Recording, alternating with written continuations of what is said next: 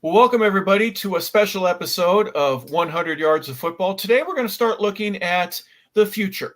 We're going to look at the guys that might be in the draft coming up here in 2025. They're finishing out their senior years and some are juniors, but they may declare, we're not sure yet. So our view right now is to basically let's take a look at some of the prospects that are out there. And let's give them a little bit of a different analysis. Let's see what they have that is great for the college game, but also we want to see what might be potential for greatness in the National Football League.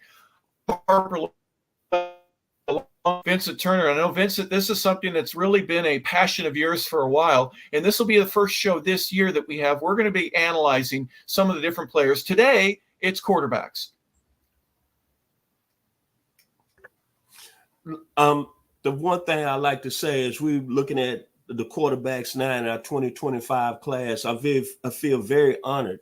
And today, this has really been our first show concerning NFL draft prospects. I'm happy because of one thing. I got an NFL guy who played 12 years, who got drafted. It was around some of the best talent in all of National Football League history. That's why I'm happy today. And us starting on this journey is like I'm a kid in the cookie jar. So, Mr. Harper LeBel, we'd like to welcome you to 100 Yards Football, and you becoming a part of our NFL draft talk.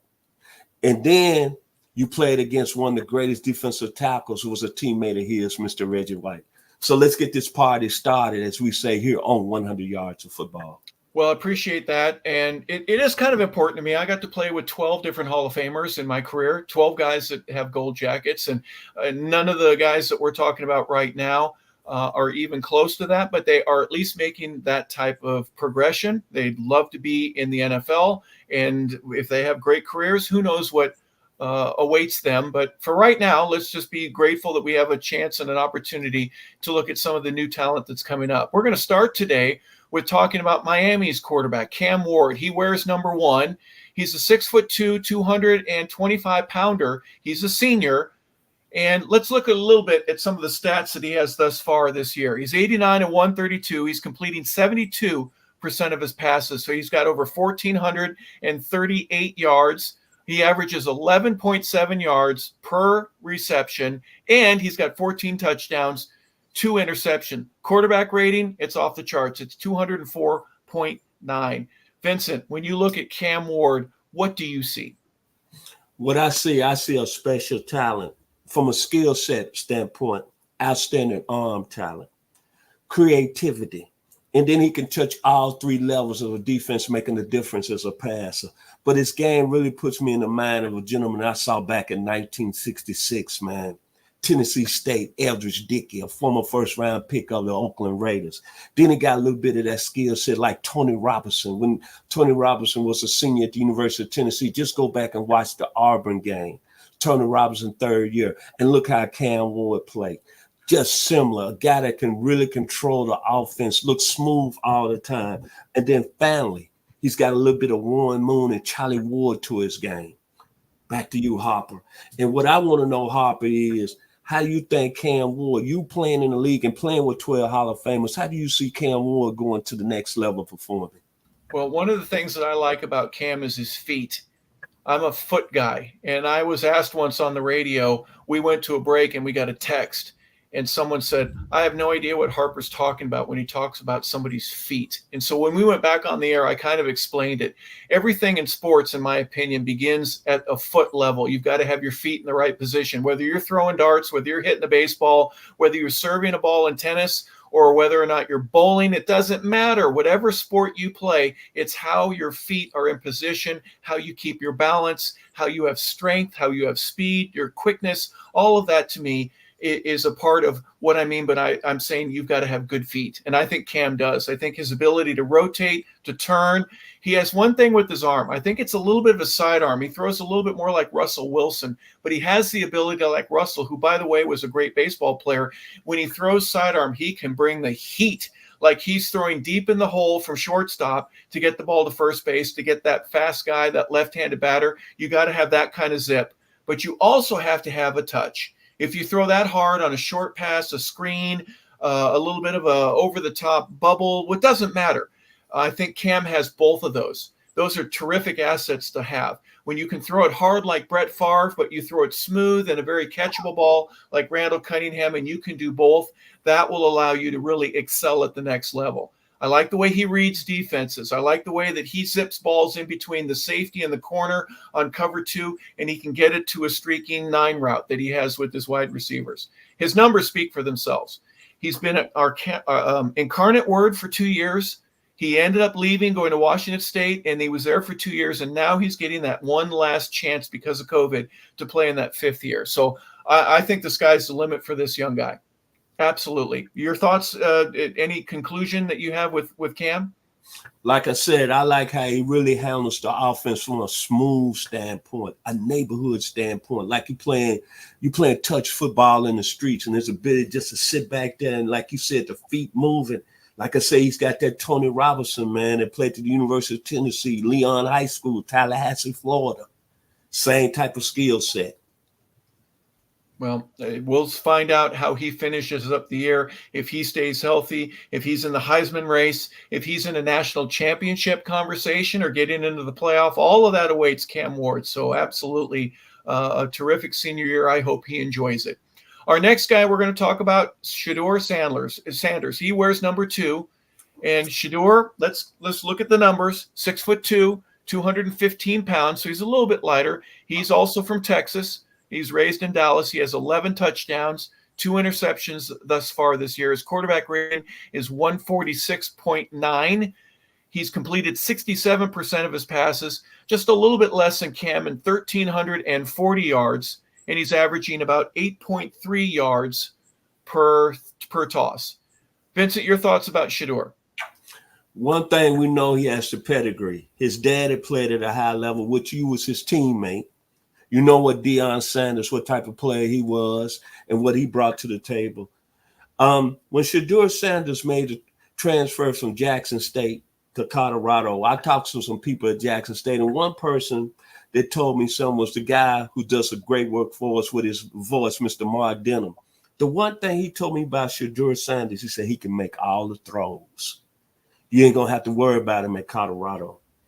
Then I'm looking at, you're talking about accurate.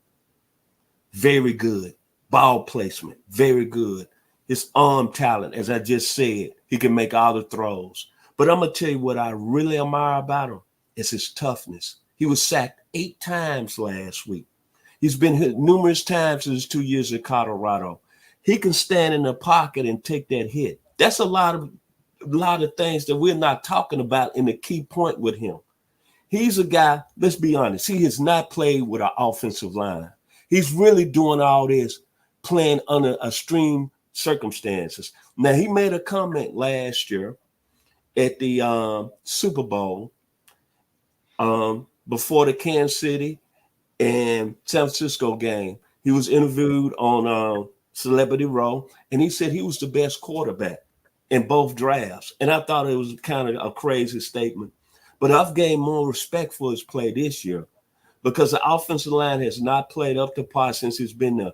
But this guy, when he's given time, he can make all the throws, and he can be a difference maker. He's got that game I think about when I was back in college and going watching a lot of football in the SWAC. He got that Willie Totten game. If Willie Totten, you gave him time, what did Willie Totten do? He made it happen. That's why Jerry Rice is considered the greatest receiver in the NFL, what he was doing in Mississippi Valley. And then he's got that toughness, like a guy that you saw and you played against. Well, I don't know if you played against him, but Mark Wilson that went out to BYU and ended up being quarterback with the Oakland Raiders. Yep. He's a more tougher guy. And I just want to see if Shedeur is given time, what he can really be. To me, it's no question about it. He's definitely an NFL first-round pick without an offensive line. Now, you tell me, Mr. Harper LeBel, does he have the skills to be a player at the next level? Yeah, one of the things I like about Shedeur is how he buys time for himself. He doesn't stay in the spot. He hasn't been able to without getting sacked, like you just mentioned. So there are times where he rolls out to his left, and I like the way he squares his shoulders up. That's something that every quarterback needs to do, but he's able to do it on game day and get a completion. Buy some time, get that deep corner or a crossing route, whatever it is, and his accuracy is spot on. I mean, he's as good as anybody out there. What I'm going to mention with him is, to me, an intangible. There are things that you can measure: his height, his weight, his 40 time, his vertical. If he can throw 50 yards or 60 yards with his feet standing still, taking a step, those are all metrics that people measure, and they're important, don't get me wrong. But one thing that you were mentioning, leadership. What's it like when you need to get a field goal, or you've got to get 45 yards to get in field goal range, or you need to get the ball in the end zone because you're trailing by 4 and there's 45 seconds left on the clock and you have no timeouts? That's the part where I think his maturity level is going to leap and grow, because they've got a tough schedule and they've got a place where they want to be, where they need to be as a football organization, as a program. And for him to be the one to lead them, to take them there, with the intangibles of not having a great offensive line, but having some guys around him, that to me is going to make a difference. I really do think so. Could he move up or move down based on that? That depends on what NFL scouts think, but that's something that you have to take into consideration. Another is, I'm just thinking outside the box here. What's it going to be like if you want to draft him, and it'll be the first time in many, many years that he'll be without his dad? You get just Shedeur. You don't get the whole CU program. So that'll be an interesting thing, and we'll see how that develops as well. But talented, absolutely. Is he playing on borrowed time because he's on a team that is really not as good as what they're playing right now, what they should be, but they will be getting there? That offensive line makes a huge difference. You give any quarterback amount of time to throw, yes, he'll be able to complete passes. But it's the guy that doesn't. If I have that on my team, on my roster, those are intangibles that are part of this as well. Let's look at our third quarterback, and it's going to change. We're going to talk about others. These aren't the only three, but down at LSU, which has really done a great job over the past few years of producing some amazing quarterbacks. And I saw Jaden Daniels in person last year. What an impressive guy. And obviously he's with the Commanders right now, and he's doing an amazing job. But Grant Nussmuller. Grant is a junior. He's 6'2", weighs about 200 pounds. I think he's a little heavier than that. He's from Lake Charles, Louisiana. His quarterback rating is 170. Why? Because he has 13 touchdowns and only 2 interceptions right now. He's completing 70% of his passes, and he's right there with the others that we mentioned. He's got 1,247 yards. Vincent, your thoughts about this young man? Well, he's at a school that's produced some great quarterbacks in the last few years. His father's the quarterback coach with the Philadelphia Eagles. The young man has been around the game. When you look at his skill set, the arm talent is just off the charts. He's a definitely more powerful passer than Jaden Daniels. As you said, I like his footwork in the pocket. But what I like about him, here's a guy that's set for 3 years, finally getting his chance. And what I've seen this season so far, he's got command of the offense. And I go back when he had to come in, I think 2 years ago, in the SEC championship game against Georgia, and he made that 60-yard throw. So that tells me he's got that cannon for Jeff George, Jim Everett. Remember Burt Jones that played at LSU? Sure got do. that same type of arm. And then most of all, he's got a little bit of David Klingler that played at the University of Houston. It's not going to be no question that Gary Nussmeier is going to be able to make all the throws in the National Football League. Football IQ off the charts. And what I like about him, like I said, I'm going to say this again, I said a few seconds ago, he said 3 years before he got his time at LSU. Could have easily transferred and got some nice NIL money from somewhere else. Look at Auburn right now. War Eagle needs a quarterback, and I'm correct. Think about him staying there and being committed and then playing behind a guy that won the Heisman Trophy for 2 years now. That tells me a lot. But for that arm, I like that arm talent. As I said again, he got a little Jeff George in him, Jim Everett, David Klingler, Burt Jones. Over to you, Harper. Yeah, I look at the teams that he's had to play against already this year thus far. The opening loss against USC, they're in the top 25 right now. They had a big win against South Carolina. UCLA, who's not ranked, but that was a 17-17 tie at halftime. And look at who they have next on their schedule. They play South Alabama this week. Then they've got number 5 Ole Miss, They got Arkansas. They got a top 25 team in Texas A&M. They got Alabama. Then they got Oklahoma after that. If he gets through this season with numbers that are comparable with the other great quarterbacks that everybody's looking at, I almost can't blame him if he wants to leave early. I just look at my resume. I'm playing against one of the best teams in college football just about every single week. So if he's able to get through that gauntlet of a schedule and still have the stats and all the other numbers, especially as you mentioned, watching Jaden Daniels last year and thinking to himself, man, what do I got to do to get on the field? I'm going to watch this guy and what he does, how he warms up, how he works, how hard he works in practice, what he does after practice, how well he completes the offense during a game. I think now that he knows all of that stuff and he's getting to do it for himself, boy, if I'm an LSU fan, I'm begging him to play a senior year. But if he decides to leave early, I think it'll be because success, and success at all levels, all across the board. Final thoughts on any of our quarterbacks here today, or if we're missing one? I think with all the prospects we talked about today, I think we could put them up at the top of the class. It's going to be very exciting to see them finish their season. It's going to be exciting to see Shedeur Sanders, how he does, get into the Big 12 play.